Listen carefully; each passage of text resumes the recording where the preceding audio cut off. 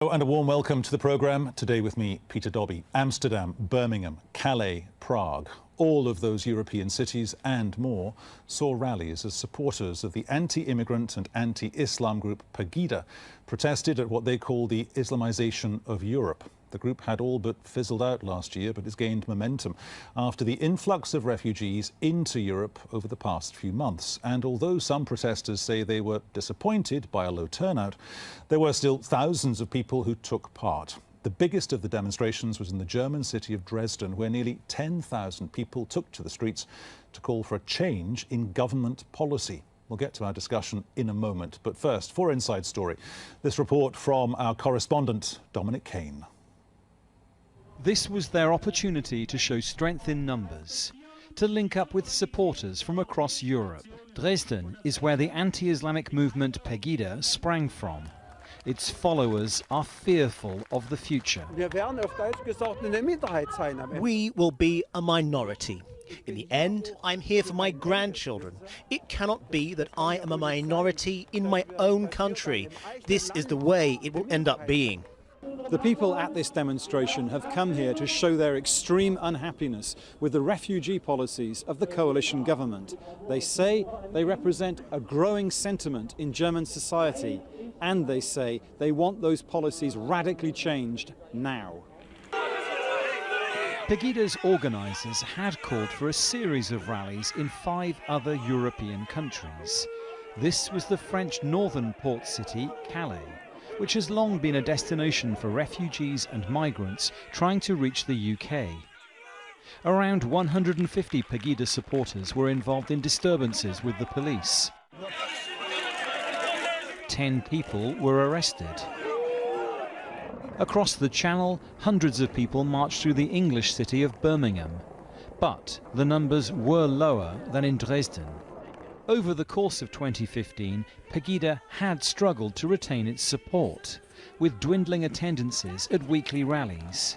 But one leading local academic told me all that changed late last year. They have been reinvigorated by the ongoing and increasing and enormous immigration into Germany, which started last September, because all the fears PEGIDians cultivated came true. All the statements of politicians that PEGIDians would talk about fancy problems, which were no really problems, turned out to be wrong.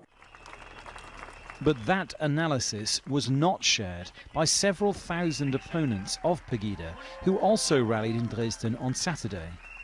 Germany's coalition government is broadly committed to its refugee policy, despite the hardening in public opinion.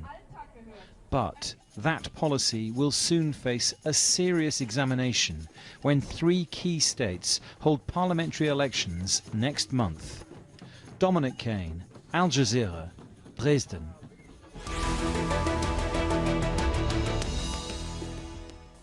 Now, as we've been saying, the group organising these rallies and spreading the ideology behind them, well, it's called PEGIDA. That's a German acronym, as the group was founded in Dresden, as it stands for the Patriotic Europeans Against the Islamization of the West. PEGIDA first emerged about 2 years ago. Its supporters promote restrictive immigration policies, and they've described Islam as, quotes, Nazism incarnate, quotes. For more on this, let's bring in our guests today. Joining us on Skype from Basel is Bilgin Ayata, Professor of Political Sociology at the University of Basel. Bilgin specialises on social movements and conflict. In London, Tommy Robinson, Coordinator of PEGIDA UK. Tommy's also the author of the book Enemy of the State. Also joining us from The Hague, Alexander Spoor, filmmaker and creator of the social media video, The Holy Quran Experiment. Welcome to you all. Tommy, what's wrong with Islam today? What's wrong with Islam today? You could look to any country in the world and pick any number of the things that Muslims are doing in the name of Islam. There's an entire state being created in the Middle East, which is propagating murder, rape, enslavement of non-Muslims. That's it, anywhere in the world. Anywhere in the world. There's a hell of a lot wrong with Islam today. Well, it's not just today, there's a hell of a lot wrong with Islam for the last 1400 years. Are you anti-Islam and or anti-migrant? I'm not anti-immigration, no. I'm also not anti-Muslim. I have a problem with the ideology of Islam because it propagates and incites hatred against me. It has a view of me as a non-Muslim, as a kafar, and I will speak out against it. Coming to you, Bilgin, that kind of rhetoric, does that make the situation in Europe better or worse? Because it occurs to me that what Tommy is doing is making the situation in Europe a lot more combustible than it has to be.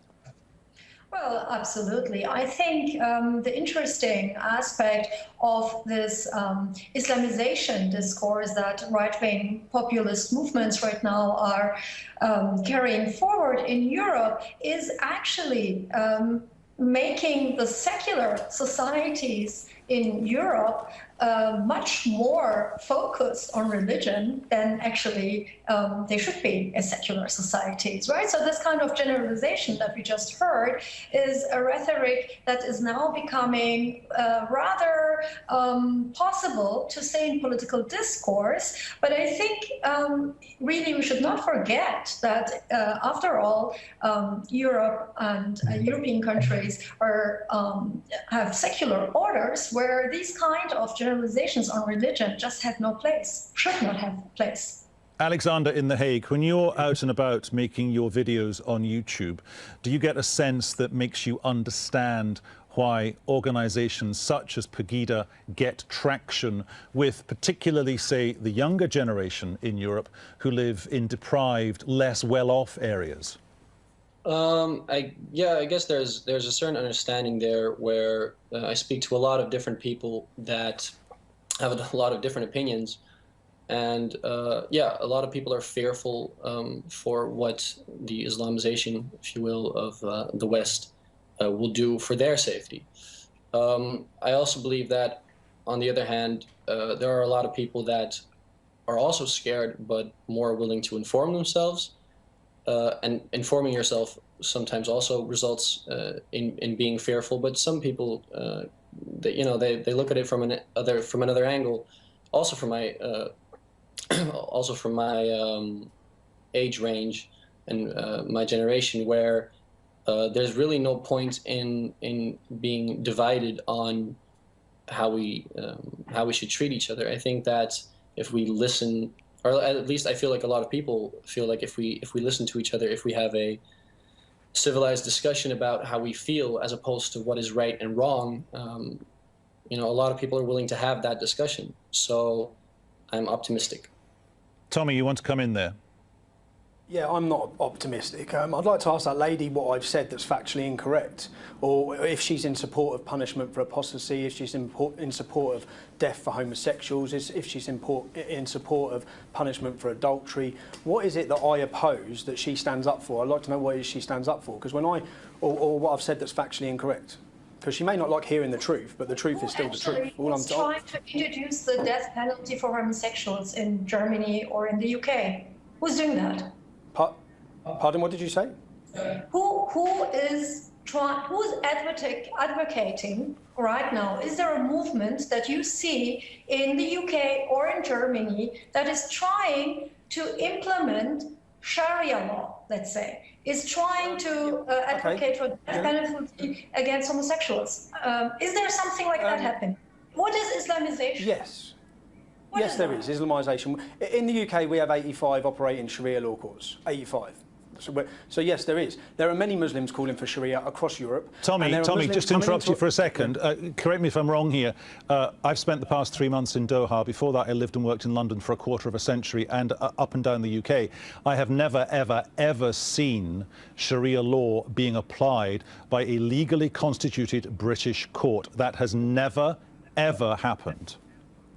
Doesn't matter if it's a legally constituted British court. We have 85 Sharia court tribunals which are operating within our country, which are making decisions such as when a child gets to the age of 7, he's taken away from the custody of the mother and given to the father. The women are inheriting 50% less than the men. We have Sharia tribunals in our country. And when you're talking about what's going on across Europe, on New Year's Eve we had over 800 women who were sexually abused and assaulted in just one city. We've had people murdered and butchered by refugees in Paris. This lady says that the PEGIDA and groups like that are a danger to democracy.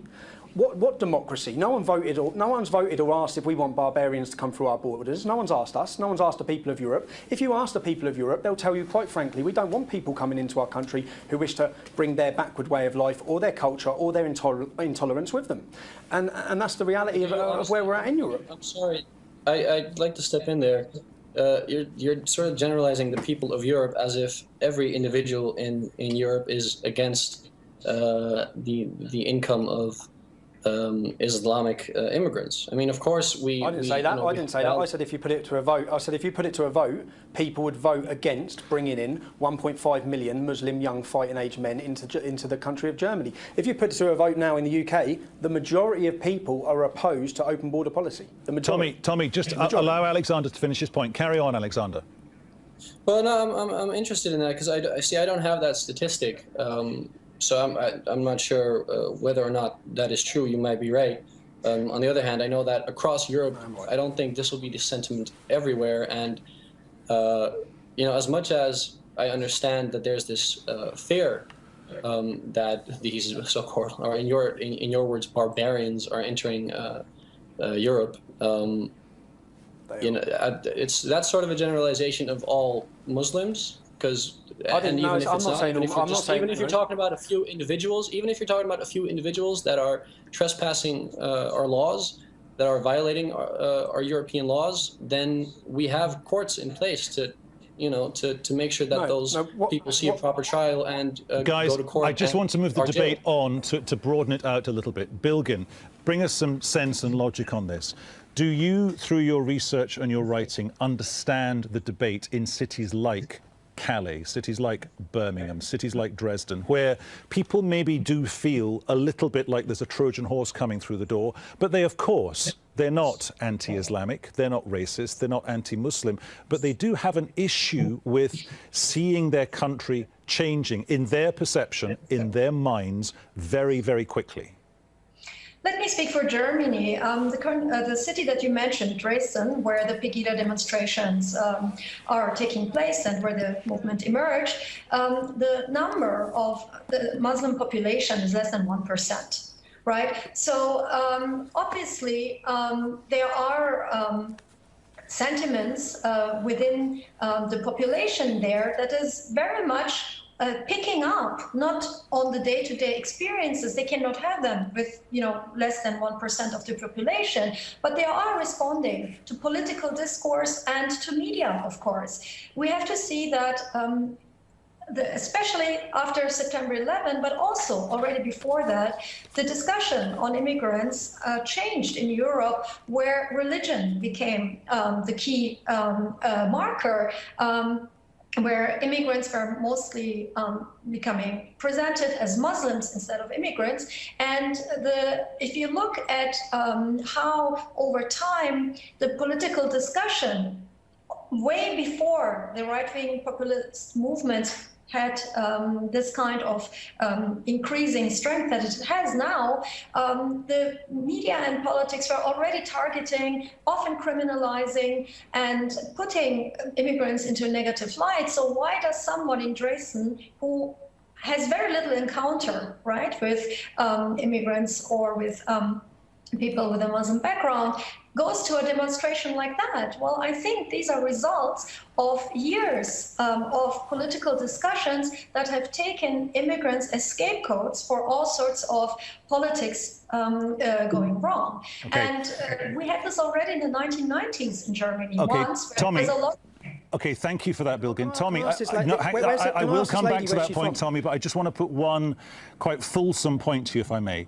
I'm sitting here in a studio in Doha. We are in Qatar. We are arguably in the heart of the Middle East. Therefore, we are in the heart of Islam. Let me just read something to you from the Holy Book, and I want you to react to that, okay? And you can't see me, but I've got a copy of the Quran in front of me.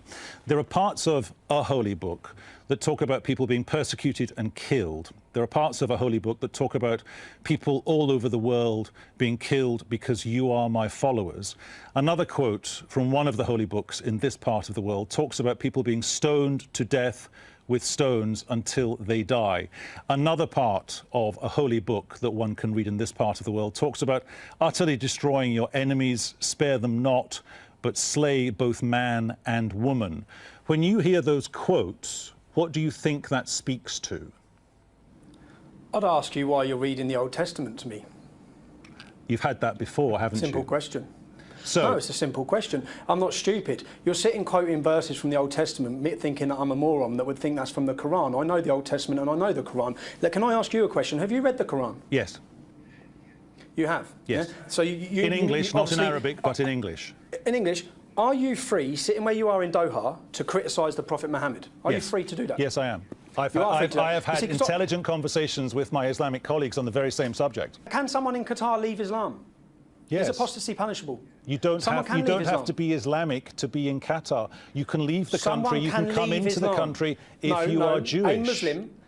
A Muslim cannot leave Islam. It's punishable in Qatar. The country that you're talking to me from, the country whose tower I'm sitting in, the country that funds radicalisation worldwide, the country that supports Hamas, and you're sitting there trying to take some moral high ground about issues in the world that relate to Islamic extremism, when the country and the people who are paying your wage are propagating that extremism worldwide. I've come into this building and just had to go through an airport-style scanner, and when I asked why, they said because of the Paris attacks. Tommy, I do have to move the debate on because I do have to move the debate on. Yes, of course I do. Because otherwise you and I will end up having... You don't like what you're hearing. No, that's not true, sir. Otherwise you and I will have to have... You and I will have to have a conversation down the pub the next time I'm back in London. Alexander, coming back to you, the imagery here surely is very strong, because when you see tear gas being used, when you see Molotov cocktails being used, what does that leave as a lingering aftertaste? Look, we're talking about... We're talking about something that is currently an emotional issue, something that we'll be having a different discussion about in a week from now, something that we'll get context to in the coming days. So, you know, of course, emotionally that's frightening. Emotionally, that's confrontational.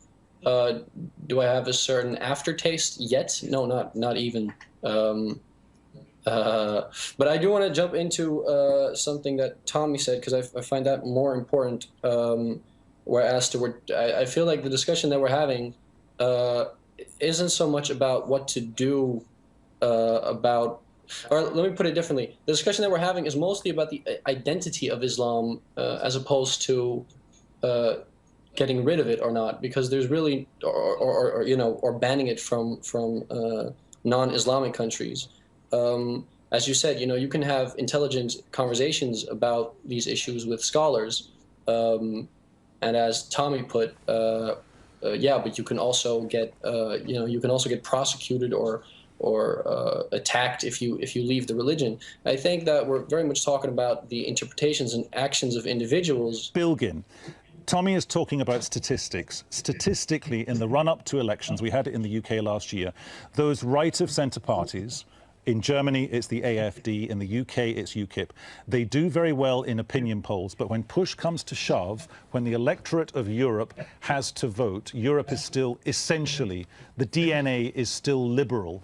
Is there a chance, however, that might change? I don't like to talk of DNA when talking about societies, but I do think that these kind of right-wing populist movements, there were several times where there is an increase and then it comes down again. I think because you said statistics, what is really important also to look at, because I feel this discussion is really not picking up the core point. The core point is not what is Islam and what is it not. The core point is what is happening in the course of this right-wing anti-immigrant, anti-Muslim mobilization in Europe. So in Germany alone, in 2015, there were 5 times more attacks on refugee homes, on camps, than the year before. And, 2015 was, of course, marked by the PEGIDA demonstrations. So this kind of political rhetoric that we've been listening to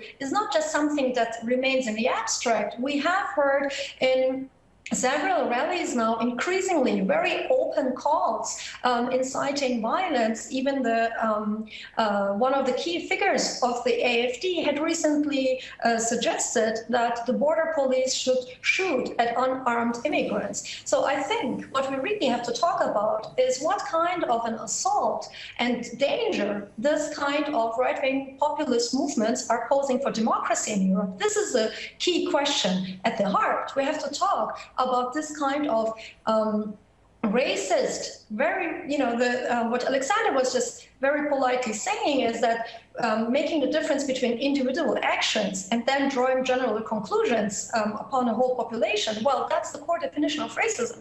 Right? Alexander. So we have to really see that what we have to talk about what kind of violence is being incited in Europe by these right-wing mobilizations against immigrants. Alexander, coming to you in The Hague, I'm not sure how old you are. You look to me as if you've got a lifetime of voting for politicians ahead of you, at least. Do you feel that the right wing in the Netherlands will carry on gaining traction, particularly if the demographic of Europe changes as much as I suspect Tommy is worried it is about to change? If it changes as much as Tommy is worried it's about to change, then yes. That's a pretty easy question and answer right there. Do I think it will change as much as Tommy thinks it will? I'm not sure. I think that I'm from The Hague myself, and here in the Netherlands, we've already got a bunch of foreigners, if you will, people, or at least second-generation immigrants, third-generation immigrants. And immigration has been quite an issue here, and with this whole current immigration issue, Syria, a lot of Muslim refugees, the anti-Islamic sentiment is increasing. The right-wing parties are gaining more following. But I do also notice that is almost always a result of fear, and this fear is almost always a result of the way that the media reports incidents and or the way that this discussion is being held, which is very much shock value, very much, headlines. Tommy, that's an interesting point, isn't it, about shock value? Because with all due respect to you, and it was arguably brave of you to come on to Al Jazeera to talk about this, I know, because you obviously brought some preconceived ideas to this debate about Al Jazeera and about Doha, Qatar, blah, blah, blah. But your organisation is more than pub regulars playing darts and less than a political party. OK, just let me finish. It is less than a political party. Next spring, when there's another wave of tens of thousands of refugees who, if they stay on the other, when they stay on the other side of the border, they will die because they are, as we speak, being starved to death. Do you mount more of the demonstrations that we've seen across Europe? Do you carry on with this? PEGIDA's demonstrations yesterday were peaceful. The only violence come from the far left who are attacking them. Can I ask how many refugees Doha, how many refugees Saudi Arabia have taken in? And a message, seeing as I am on Al Jazeera, and I know Arabs are watching this across the world, a message is that we don't want your money. We don't want your money in London. We don't want you funding madrasas. We don't want your blood or your petrol money in our country. The people of Europe are waking up. They're growing in confidence. They're organising, and they will resist every attempt, your efforts to Islamify and take over our continent. Because we know that your countries are behind this, the people at the top of your countries are behind this. If you so care about your worldwide ummah, let the Muslims in. Give them refuge in your country. That's culturally the same as you, ideologically the same as you. You give them refuge. Don't leave the burden upon the people of Europe, because what they're doing now in our country is raping their way through it. OK, we will, on that very strong and I suspect completely inaccurate point, we will have to leave the debate there. Thank you to all our guests who joined.